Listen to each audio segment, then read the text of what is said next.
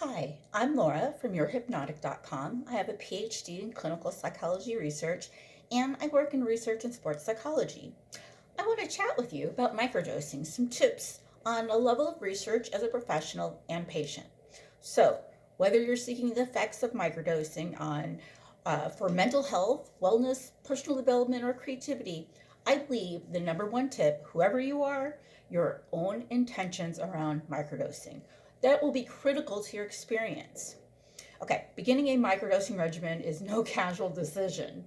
You're starting on an excursion that could offer profound benefits that endure for the rest of your life, whether you continue microdosing or not.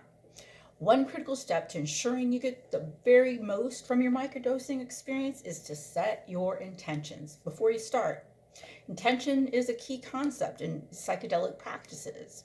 An intention is a conscious aim, chosen based on your deeply held values tied to an embodied action in the future.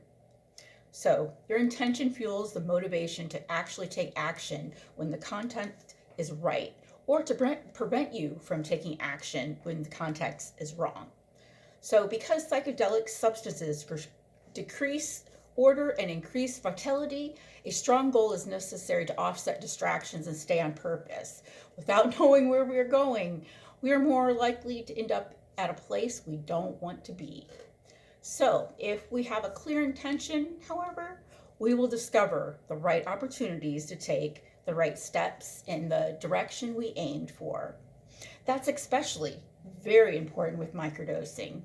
When we want to integrate the beneficial properties of psychedelics into the context of our day to day lives, before you embark on your microdosing journey, consider taking the following steps. And I'll be brief. Figure out your values. Good daily intentions set your focus around your personal values, as such are inspirational and motivating first. However, you have to know what you value and where you're headed. Just take a moment prior to diving directly into intention setting to understand your very unique perspective on the world. This experience is all about you, not in an ego way, but as a means of bringing your best self to the forefront. Focus on bettering yourself in comparison to previous versions of yourself. For example, here are a few of my personal values. I conscious relationship matters most. That includes my relationship with myself, with my loved ones, with the earth, and with my work. Experience over accumulation, excess, and is to be avoided. I don't like excess consumption or material items, excess food, excess financial resources. I make the most of it. Life is a gift, and you only have one opportunity, as far as I know. For that reason, I try to live with courage, and I try to always act from a place that aligns with who I am and what I want out of life. Number two, take inventory to clarify your goals for microdosing regimen. Take inventory of what changes you'd like to make in your life. And focusing on the upcoming month, sit for a few minutes to consider each question and write down honest answers that come from your heart without censoring yourself. Don't worry what you're supposed to want or what others might think. The goal is to get closer to what really matters to you as part of this process. Consider visualizing your future self having integrated these changes in your life. If you could choose only one thing that you could do better next month, what would that be? What would you like to learn more about in the next month? What habits would you like to improve? And that's not, like think about at work or at school, with your friends and family, for health. What type of connections would you like to make with others? What worthwhile and personal, meaningful leisure activities would you like to pursue? How could you improve your relationship with your partners, your parents, your children, or siblings? What would you like to have achieved a month from now, career wise? Are there specific areas in your life where you would like to gain more insight or wisdom? Think of someone who you admire. What qualities virtues do they possess that you can integrate in your own life? What steps you take to create a month of successful growing towards your ideal self. Now, just spend some time thinking about the outcome.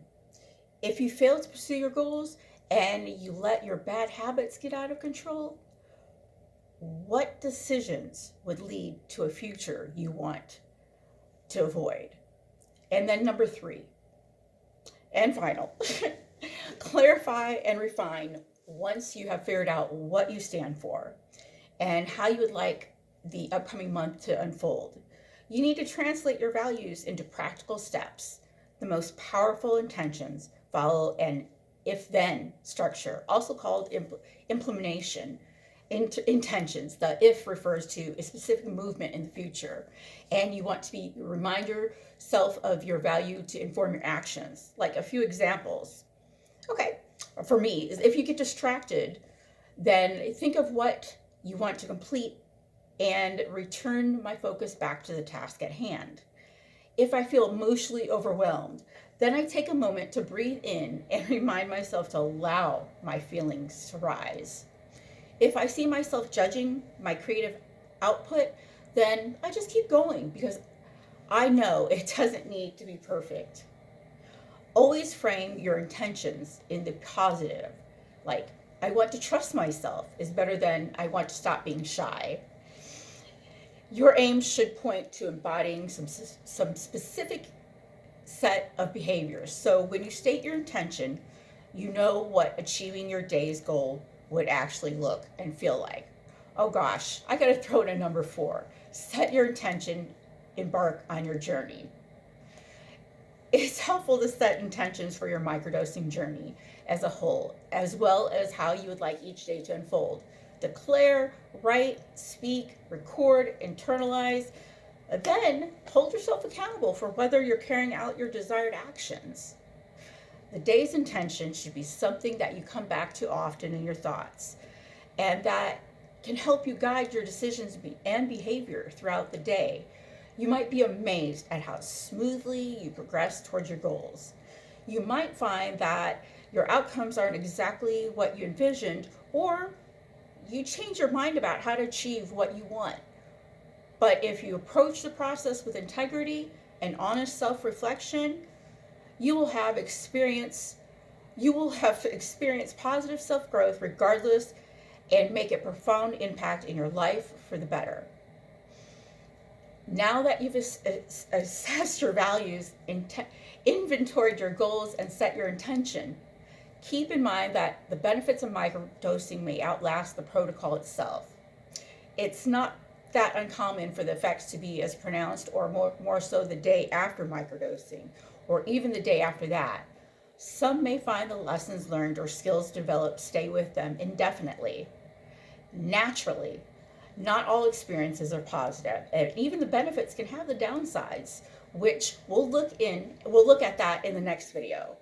But for the evidence alone makes it abundantly clear, at least to me, how much more there is to microdosing than the mere placebo theory allows. Thank you for your time. I appreciate it. And may your day be filled with the spirit and satisfaction.